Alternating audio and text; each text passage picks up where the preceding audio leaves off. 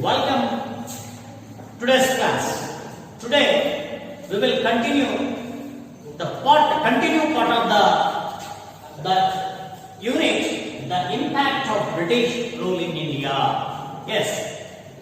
Regarding this topic, today we are going to learn the constitutional development in India.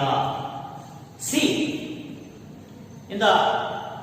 during British East India Company,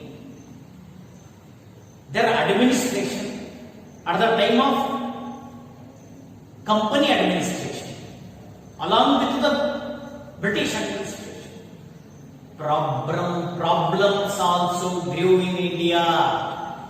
There are variety of problems. See, in the previous classes, we learned how they harassed our Indians in the field of agriculture, in the field of land taxes, in the field of industrials, in the field of corruption. In many ways, they tried to harass us. So, along with the British administration, the variety of problems grew in India. In order to control, in order to decrease these problems, reformation in administration is very important. So, the British attempted to create different rules in the form of law. So, after they have to create many rules and also they have to try to implement on India. Yes, these laws, these many types of laws helped evolution of constitution in India. Yes, these are when the British East India Company administration, the British in England can introduce many laws. These laws can help to started our constitution. Yes. So this was evolution of constitution in India. This helped to evolution in constitution in India. We shall study this attempt in briefly. Okay, let us see. Okay, what are all the laws can try to implement on India during the East India Company? Yes, there are many such kind of acts were implemented. They are, for example, Regulating Act, Charter Acts, Quit India Acts, and many other acts were implemented during the East India Company. Yes, one of the among law is Regulating Act in 1773. Yes, Regulating Act. This is, understand, my dear students, please listen very attentively.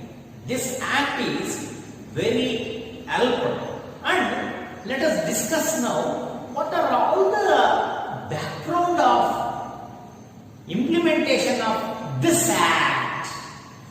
Yes, for the implementation of Diwani rights, when after the Buxar War, East India gained control all over the Bengal.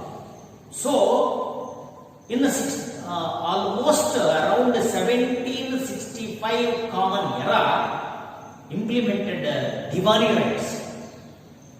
After implemented Diwani rights, the greedy company of British officials misused this provision and became, they were very rich in a corrupt way. Corruption spiraled out. One of the minister who was in England during the East India Company administration, he said in the England Parliament, he criticized. So what did he criticize? Please note down this point, my dear students. The Edmund Burke, he was a member of the British Parliament. What did he criticize? He criticized not Indians. He criticized not Indians. He criticized their own East India Company officials. Okay, what did he criticize? He criticized the corruption in the East India Company. Yes. He termed the tax. He said, Edmund Burke said about the corruption of East India Company in India. He said, he termed the tax payment received by the British government from the East India Company in India as a criminal tax. See, really, nowadays we should think about this matter. Everywhere there were the peoples, there is exist in our world the very good persons, very good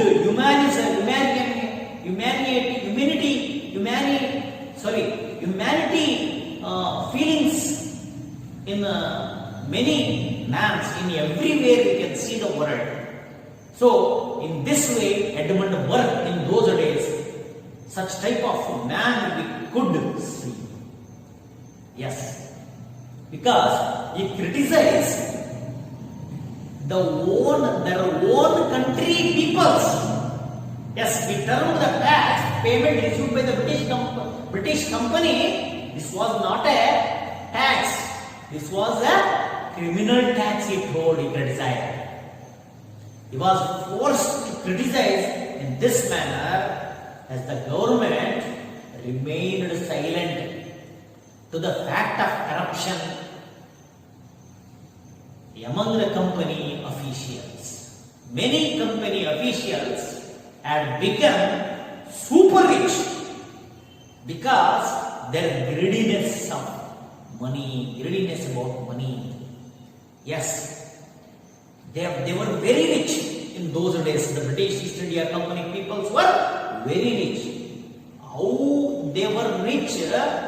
They have to buy the government of British, they are ready to buy the British government. So that much of capacity they had. Yes, many company officials had become super rich, and many in England people feared that these people may upset the very political fabric of England. So, in this background, at the 1773, the Regulating Act was implemented. In this background, okay, we shall see what are all the features of the Regulating Act. Yes. First, before the implementation of the 1773 Regulating Act, there were 3 presidencies under the British rule. They are Bengal, Madras and Bombay. Yes, which are the 3 presidencies under the control of British rule? Bengal, Madras and Bombay. All these 3 were independent administrative units. The Bengal is also an independent administrative unit, and Madras has also had an independent administrative unit. Bombay also had an independent administrative unit. Like this. Under Regulating Act, the Bengal Presidency gained control over the other two presidencies. Yes, the Bengal, after this act, under this Regulating Act, the administrative system could be changed. The Bengal Presidency gained control over the other two presidencies. Come on, let me see. Let me tell which are other two presidencies. Yes, very good. Madras and Bombay. Okay, this is the one features under the Regulating Act. The second point, the Governor of Bengal became the Governor General of all the three presidencies. See? Okay, the third one is the Governor General was authorized to direct excise control and supervise over the other two presidencies. Then, the fourth feature of the Regulating Act was the Bombay and Madras presidencies could not declare war on anyone or enter into any peace agreements without prior approval of the Governor General of Bengal Presidency and the Board of Directors of the company. Only during acute emergency they were entitled to act independently. Then the another one is the Bombay and Madras. These two presidencies had to report all their administrative decisions. Whatever these two governments report their administrations, report their rules,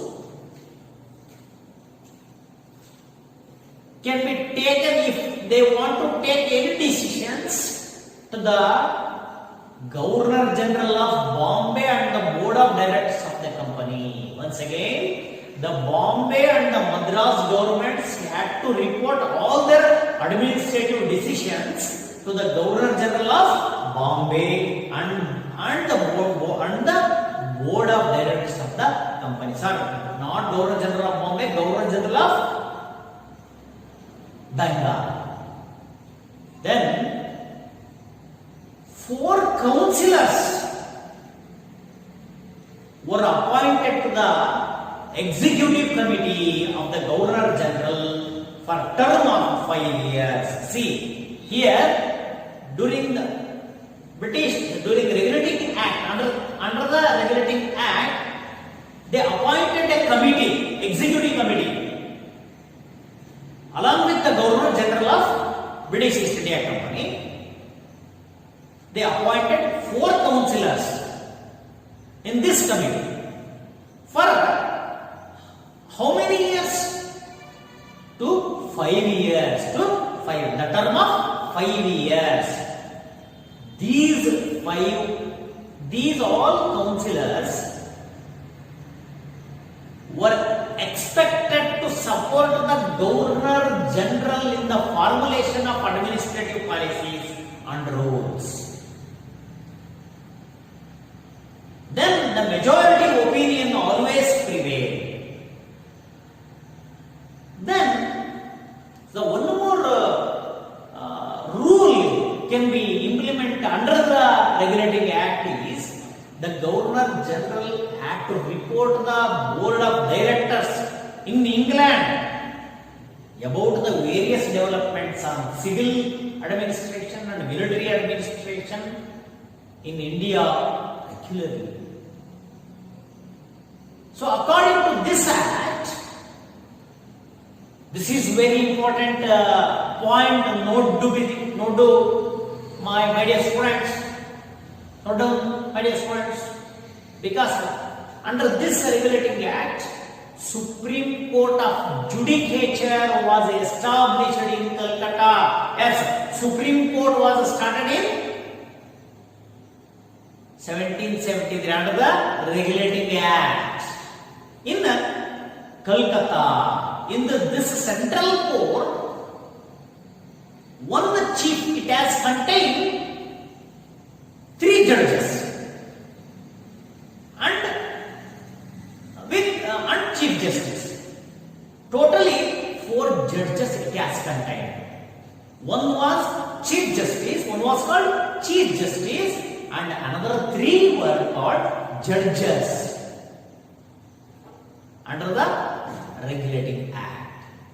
The decision to provide good salary for the company officials was also part of this act. Yes. Another rule can be implemented under this Regulating Act was the decision to provide good salary for the company officials was also part of this act. Because why this act was implemented? Because the financial greediness, to elevate the financial greediness of the British officials. So, okay. After Regulating Act, some another more acts were implemented. Among one is Pitt's India Act. Pitt's India Act. Yes. This act implemented in 1784 Common Era. So, what were all the causes for implementing this act? Why they were implemented this act? Let us discuss. Yes. See, there were many inconsistencies in the Regulating Act of 1773. In the previous Act of 1773 Regulating Act, there were many problems under the 1773 Act. In order to rectify them and also to clear outline the power of the East India Company. Why? Because why this act was implemented? To clearly outline the power of the East India Company and the British East India Company. Between the what? The powers for East India Company and British government. This has to be cleared out under the Pitt's India Act in 1784 CE. This act was implemented in 1784 CE. The government of England restricted the powers of the East India Company remaining. Yes. Why Pitt's India Company Act was implemented? The one is in order to rectify the problems of the Regulating Act and also clear outline the power of British East India Company and British government. Then also they wanted to restrict the powers of East India Company. These were the background of implementing the Pitt's India Act of 1784. Okay, what are all the rules can be cleared out in the Pitt's India Act? One is a new institution named Board of Controllers. It has consisting of 6 commissioners was started. See, the Board of Controllers replaced the Board of Directors. Yes. Before this act, the board is existed in the name of Board of Directors. After implementation of Quits India Act, the Board of Controllers Act, Board of Controllers over coming into the existence in the place of Board of Directors. This Board of Controllers had powers to direct and control the issues related to land taxes, military taxes and civil areas. In the field of land taxes and military and civil areas, the Board of Control came into existence in the place of Board of Directors to discuss. This act declared that the Indians have attained their paramount power in the name of British Empire. See, but not their own. The paramount power to give by the British government to the Indians. But not on their own. Not for the Indians. And it again curtailed the political rights of Indians conclusively.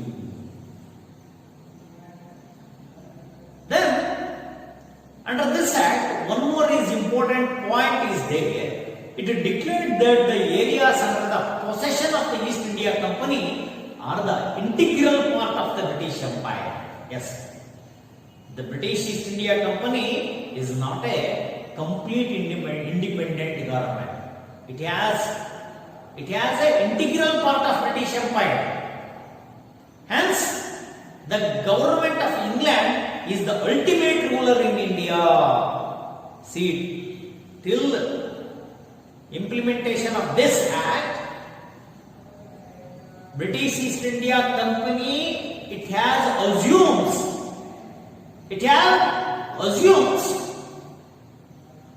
the ultimate ruler of India is the British East India Company. But after implementation of this act, they cleared out the outline of the power of the British East India Company between the British government. So it clearly tells England is the ultimate ruler of India, not a British East India Company. See, these are the important features of 1784 Quits India Act. Okay. After this, one more act was coming to implement. That is Charter Acts. Okay. Let us discuss what were all the background to implement of Charter Acts. The main aim of Charter Act was to renew the license of the East India Company. Yes, license. This was very important thing. If you have a bike license, if you have a bike, you must have a license. They are not given a license to your lifetime. The certain period they have to give the license. After completed of the certain period, you can once again you take the renewal of that license. Okay, let us clear. Accordingly, the Charter Acts of 1793 CE, 1813, 1833 Charter Act, 1853 were implemented. Why? Because to achieve this aim. What was the aim of the Charter Acts? To renew the license of the East India Company. Okay, how many years does they give for renew the license? Renew the license, yes. As and when the charters were implemented once in 20 years. This act was implemented once in 20 years. The new rules and regulations can be found fit by the British government, not British East India Company, and also was included in these acts. Among these, the Charter Acts of 1813 and 33. So there were many acts under the Charter Acts. At the time of 1793, Charter Act was implemented. After some years, 1813, after 20 years, again after 20 years, 1833, and after the 1853, again 20 years, after 20 years, 20 years, 20 years, 20 years, like this, they have to, many charter acts were coming to existence, coming to implemented. Among these, 1793, 1813, 1833, 1853, among these, of 1813 and 1833 are very important for many reasons. Why? What was the importance of 1813 Charter Act? This act allowed this demand and authorized all interested persons to carry out trade in India. With this act, the free trade era started in India. See, before that, only East India Company can be trade with the Indians till the Charter Act 13 implementation. Before that, before only East India Company can be trade. After implementation of this act, anyone who can be able, who can be desired to start the trade in India, they will come and trade in India. They will come and started their trade in India. This was the special item can be inserted in the Charter Act of 1813. Yes. After that, the new era of license and authorization started. The board of directors was vested with the powers to appoint the Governor General and Commander in Chief.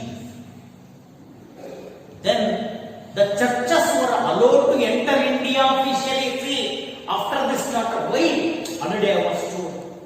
1813 Act was very important because one important thing is what? Any traders of British in they want to desire to start the trade in India, they have to come and start their trade. They have easily get their license to start their trade. After that, the second important thing is the churches were allowed to enter India officially. The expansion of the why they have give this opportunity for the Christians, for the churches, missionaries of churches, Christians, because they wanted to expansion of Christianity in India, and also they have to start after enter the churches in India they have to start English education taking place. Then after one more act, the Charter Act That is Charter Act 1833 CE.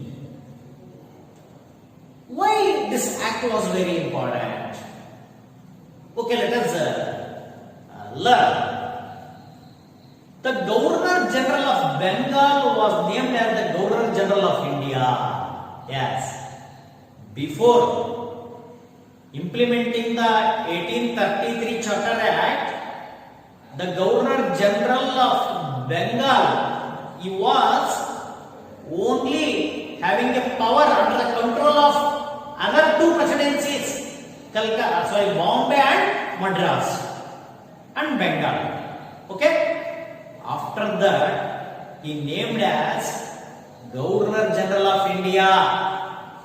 Before, only he was the Governor General for Bengal.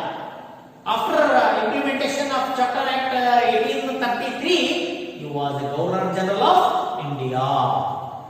The Governor General was vested with the powers to direct and control, supervising all trades in India. The central government of Bengal had the final right to decide on issues like war, like peace and diplomatic relationship with the princely states of India. Then the Governor General was mandated to put his difference of opinion with the executive committee members in writing wherever he differed with the majority opinion. See, this point is very okay. Then another rule can be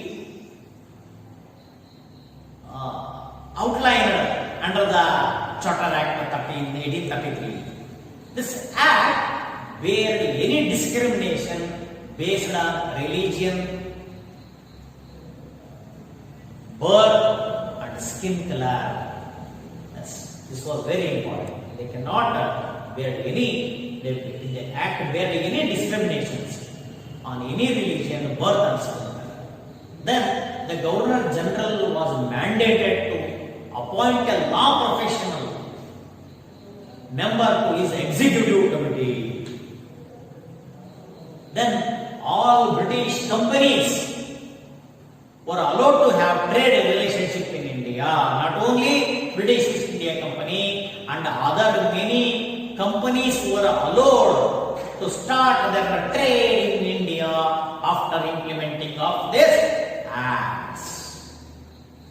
Then after these two important acts were implemented, one was 1833 Charter Act and 1833 Charter Act. Another act was important in those days. That was British Government Acts. Yes, this act coming to implement because of major background of the implementation of this act. Before that, British Government Act was started, we shall know first, 1858 to 1947 till we got an independence. Okay, see, the Sepoy Mutiny took place due to the misadministration of East India Company and anti-Indian acts in 1857 CE. As a result, the administration of India was handed over the British Queen from the East India Company.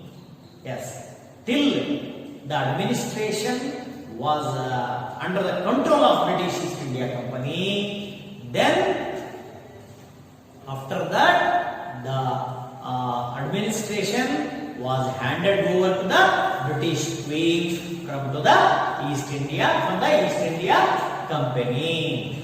During this period, India Government Acts of 1858, 1861, 1892, 1909, 1919 and 1935 British Government's Acts were implemented.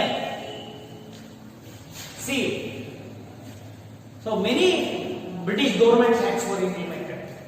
At the 1858, after 1861, 1918, 1909, 1999 and 1935. Due to various political developments during different periods makes these acts historically very important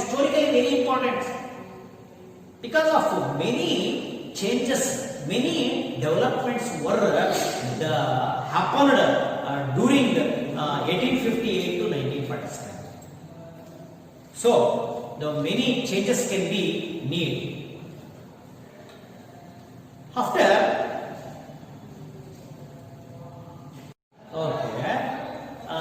Indian Government Act in 1858.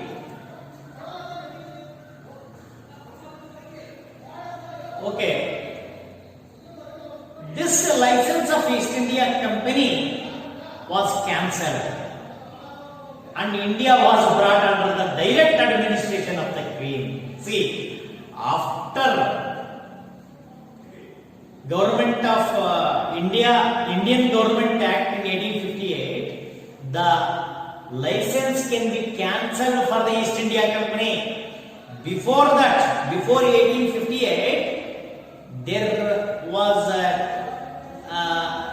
chances to renew their license for 20 years and then 20 years, then 20 years. After implementation of Indian Government Act 1858, the license could be stopped, cancelled for East India Company.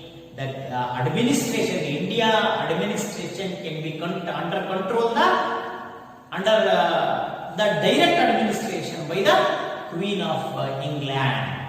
Yes, this was the major rule can be implemented under the Indian Government Act 1858. Then the post of the Governor General was changed.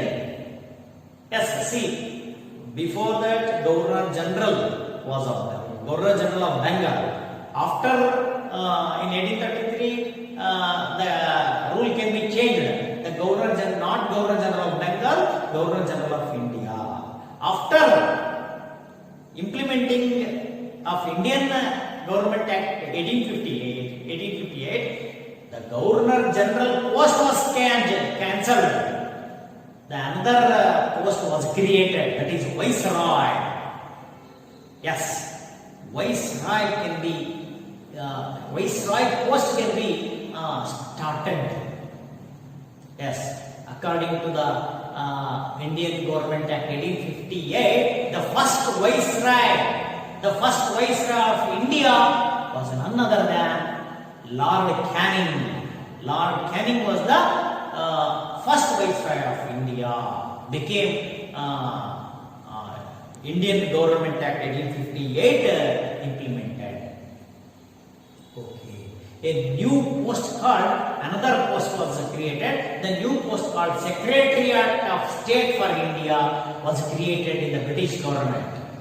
In the India, the Viceroy post can be created. In the British, in England, the another post was created there. That was Secretary of State for India. The secretary was part of British cabinet. He was a part of British cabinet. He was not apart from the British cabinet. He was also a part of British cabinet. The Secretary of State for India, he was also a part of British cabinet, and was also responsible for the administration of India. He was the total responsibility of administration of India. A Council of India was created in order to assist the secretary in the administration. Under the state of Secretary State for India, he was appointed one more post. He was stayed in India and he look after the administration of India through and he give the information, all information, administration information, give to the Secretary of State for India. Yes, a Council of India was created in order to assist the Secretary in the administration. The Council had 15 members. This Council had how many members? 15 members. Yes. After 1858, Indian Government Act, another act was implemented. Shall we learn? Indian Councils Act of 1861. This is an important act that came into effect after the 1857. See, with this act, Indians were allowed to participate in the process of creating laws. Yes, this was a very important act because even the Indians can be involved to creating the process of creating the laws.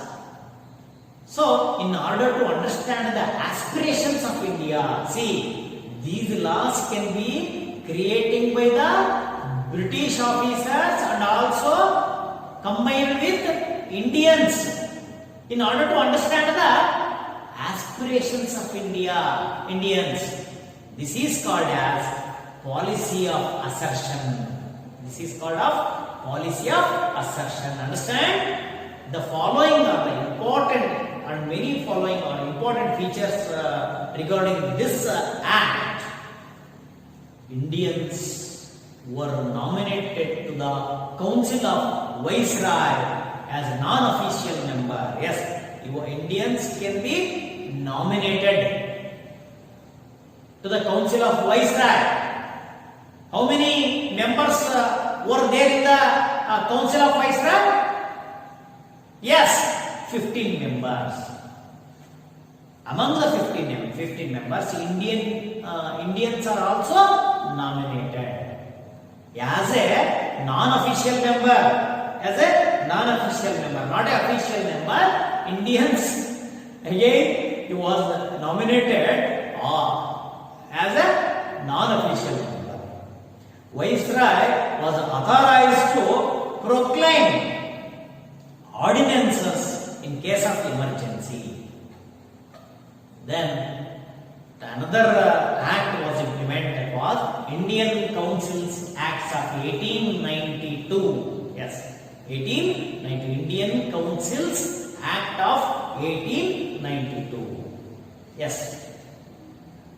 In this act, under this act, the number of additional members in the regional and central legislative bodies was increased. Yes. In the initial stage, the council has 15 members. After that, under this 1892 Councils Act can be increased their additional members of this council. The regional and central legislative bodies was increased. The legislative council's authority was increased further by following discussion on budget related issues. Then provision was made to question the government on public issues by serving 6 days. See, by serving 6 days, they have made a provision to question the government on public issues. By serving 6 days notice in advance. By serving 6 days notice in advance before if any Indian can be asked any issues, any questions to the British government, he gave a notice before 6 days in advance. Then after that, one more act was implemented, that was 1909, Indian Councils Act of 1909. This act is also called as Minto-Morley Reformation Act. Yes, this was a very important act. Why this was very important? Indian Counseling Act of 1909 is called as another name, that is Minto-Morley Reformation Act. Yes, under this act, the total number of Central Legislative Council members was increased to 60 from 16. 60 from 16.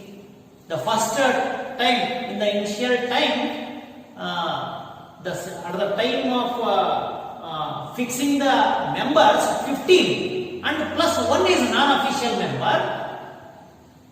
Now, under this act, they increased the members of the act up to 60. The number of regional council members was also increased.